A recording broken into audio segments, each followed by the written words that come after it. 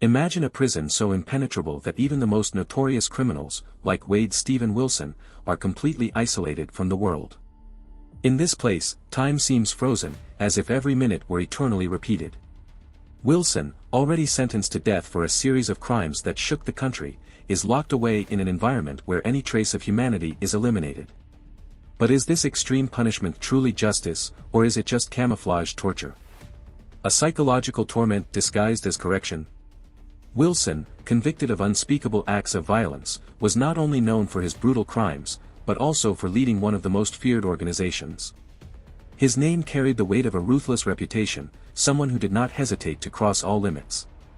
Now, he lives in prison, awaiting his execution. But the big question is, what impact does such absolute confinement have on someone who was once capable of such monstrous acts? What happens behind the walls of these prisons where the silence is suffocating and the air seems thicker? Could the penitentiary where he is being held really be a place worse than death itself?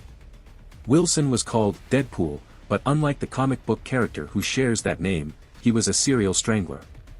During his trial in Florida County, Wade Stephen Wilson was an intimidating figure, with a cold stare and his tattoos, including a Nazi swastika on his face, that accentuated his menacing presence.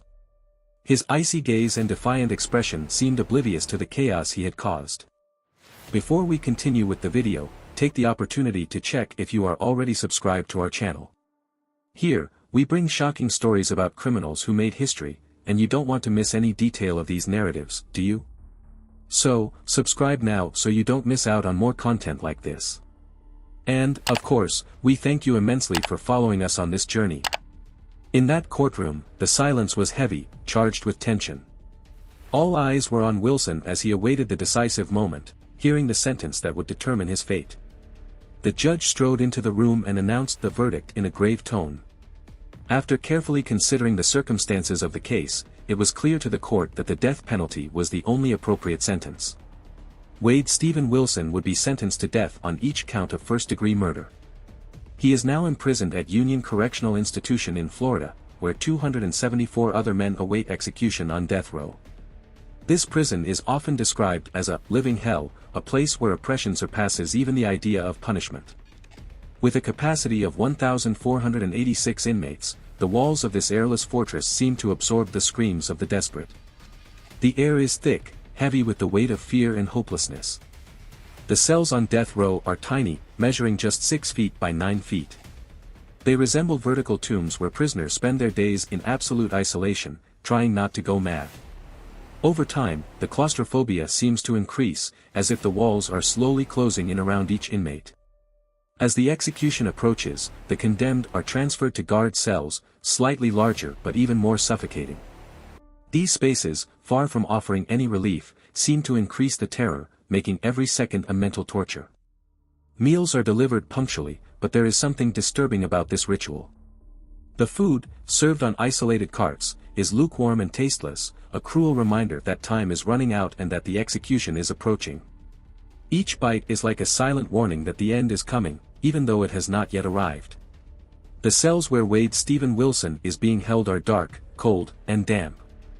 There is no air conditioning, and the heat is stifling, making the environment even more unbearable. The sound of distant screams from other prisoners or the hum of radios breaks the silence, but this only makes the environment more uncomfortable. The hours pass slowly, and time stretches cruelly. Wilson, like all the other prisoners, is completely isolated. There is no companionship and, even worse, no redemption. Each day is a reminder that he is cut off from everything he has ever known, trapped in a world of darkness and oppression. The real torture begins when he is transferred to the Death Watch, an area reserved for prisoners awaiting execution. Here, the walls seem to vibrate with the sound of distant noises, reminding the prisoners of previous executions. These sounds become a constant reminder that their own end is approaching. The confinement is total, and the solitary routine begins to consume any vestige of normality that may still remain. Every movement is monitored, and his life is reduced to a tiny space, surrounded by cement and iron. During this period, Wilson is only allowed to shower every 2 days. Each drop of water that touches his skin is like the ticking of a clock counting down the minutes until his execution, a constant reminder that his life is about to come to an end. Always handcuffed when he leaves his cell, he finds himself even more controlled, confined to a reduced space where any form of freedom has already become a distant memory. His steps are careful, almost as if freedom were a concept he can no longer comprehend. Each time he crosses the corridor, it is as if he is one step closer to the end, but with nothing to do but wait. When the final moment approaches, and his execution is confirmed, Wade Wilson will be called for the last moment of contact with the outside world. He will be allowed one last phone call, one last chance to connect with what he has forgotten, but it will be a cold and distant connection. He will be wearing the orange t-shirt that characterizes the prisoners on death row, along with the blue pants, a standard uniform that symbolizes that he is, like everyone else there, a condemned man. These clothes, simple and without identity, will be the last outfit he will wear, the last symbol of a man who no longer has control over his own destiny. Death row, where Wade Wilson waits, is not just a place of waiting, but a purgatory where death is a constant visitor, and many prisoners, like him, end up seeing execution as a relief. The tension is palpable. Before execution, all prisoners are allowed to ask for a last meal, but this brings no solace. Wilson, like the others, can choose what to eat, but in the end the food is irrelevant. The taste of fear and the anxiety of what is to come will have already dominated his senses.